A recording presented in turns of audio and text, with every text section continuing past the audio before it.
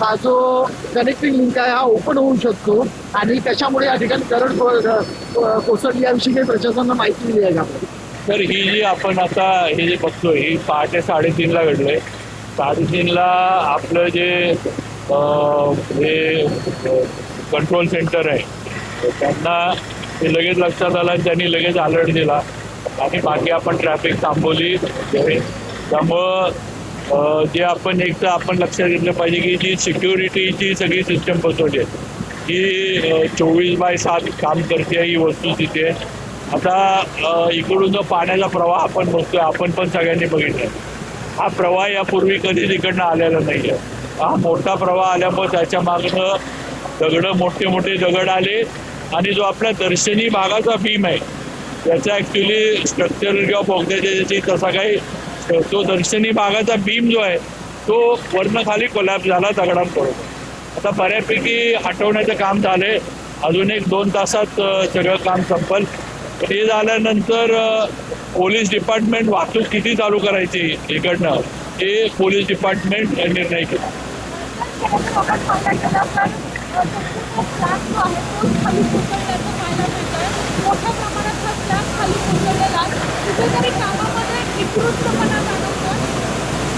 नाही हा स्लॅब नाही आहे, हा वरचा बीम आहे. म्हणजे आता आपण समोरचा जर बोगदा बघितला समोर जो बीम दिसतोय तो बीम वरनं खाली आलाय. स्लॅबला काही झालेलं नाही आहे त्यामुळे स्ट्रक्चरला काही नाही आहे.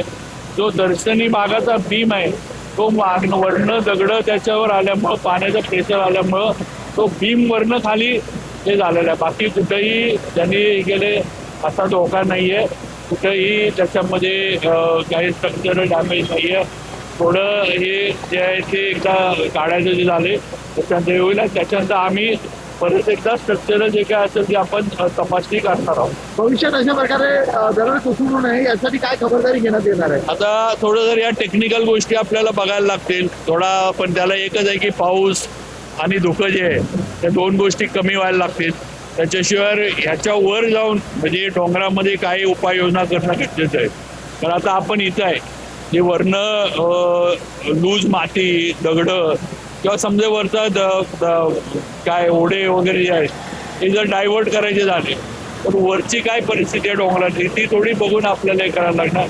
IITचे वगैरे आपण लोक बोलवलेले आहेत पण आत्ताच्या परिस्थितीत तर आपण बघतो की पाऊस चालू आहे, धुकं आहे, वारं आहे. त्यामुळे या तिन्ही गोष्टी आपल्या जे काही नियोजन करायचं त्याच्या जरा विरोधात आहेत. त्यामुळे हे थोडं कमी झालं की आम्ही IIT असेल टेक्निकल यांच्याकडनं त्याच्यावर जे असेल ते पुढची उपाययोजना करू.